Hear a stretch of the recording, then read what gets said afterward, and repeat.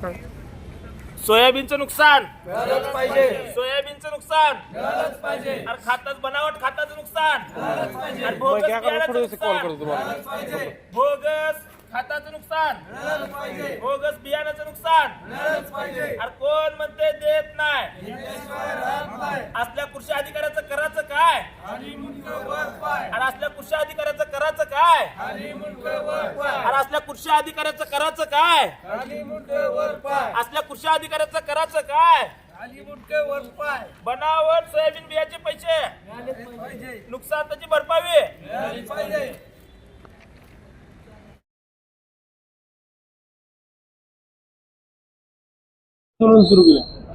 आंदोलन सुरू केले म्हणजे 18 तारखेला आपण इथं भोगस खात घेऊन आलो 3 टेम्पो कलेक्टर ऑफिसवर. मग आल्यानंतर त्याच्यावर कलेक्टर साहेबांनी ॲक्शन मोड घेऊन त्या कंपनीवर कारवाई केली.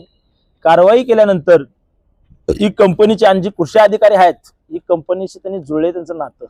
कारण कंपनीवाल्याला त्यांनी आशीर्वाद देतील आणि त्यांना त्यांची साखळी चांगली रास जुळली आहे. पाक पुण्याच्या आयुक्तपासून जे पाक आपलं महाराष्ट्रातच सगळ्या म्हणलं तर चालेल. आणि त्याच्यामुळे मला सांगत आहे शेतकऱ्याला भोगस खाताचे आणि बियाचे पैसे ही भोगस बी जे आहे शेतकऱ्यांना घातले त्यांना न्याय मिळाला पाहिजे, त्यांचं नुकसान भरपाई मिळालं पाहिजे. जोपर्यंत त्यांचं नुकसान भरपाई मिळत नाही तोपर्यंत आम्ही इथून हलणार नाही. आणि दुसरा मुद्दा धाराशिव जिल्ह्यातल्या सर्व शेतकऱ्याला सांगणं माझं कुठल्याही कंपनीचं खात असू द्या म्हणजे बनावट जी खात आता शेतकरी राजाही खात आणि बियाणं जेवढं भोगस बियाणं आहे त्या भोगस बियाण्याच्या रिकाम्या पिशव्या त्याच्या पावत्या घेऊन कलेक्टर ऑफिसला इथं यायचं आहे. कारण आमचं आंदोलन चालूच राहणार आहे. आणि मुख्यमंत्री साहेबाला माझं सांगणं आहे, देवाभाऊला आमच्या सांगणं आहे आणि एकनाथ शिंदे साहेबाला सांगणं आहे शेतकऱ्याला न्याय मिळाला पाहिजे. कारण आपला देश हा कृषी प्रधान आहे, ह्या नावाने आपला ओळखला जातो. आणि शेतकऱ्याला होड्या मोठ्या प्रमाणात अन्याय का होतो शेतकऱ्यावर. काय झालं नेमकं म्हणजे बियाणं वापलं नाही, जी शेतकऱ्याचं बी वापलं नाही. आणि दुसरा मुद्दा म्हणजे खताचं जी बनावट असतं ही 18-18-10 जी खात आहे NPK ही जी खात आहे ही माती होती. त्यांना सांगितलं होतं त्या टायमाला दुखला. आज 18 तारीख म्हणजे उद्याच्या 18 तारखेला महिना होते. ही बनावट खाता माती आहे म्हणून त्याला क्लिअर सांगितलं होतं. मग कंपनीवाले आम्हाला येतात आणि म्हणतात तुमचं नुकसान घ्या तुम्ही ग बसा. असं चालेल का? मी देश चालायचा कसा?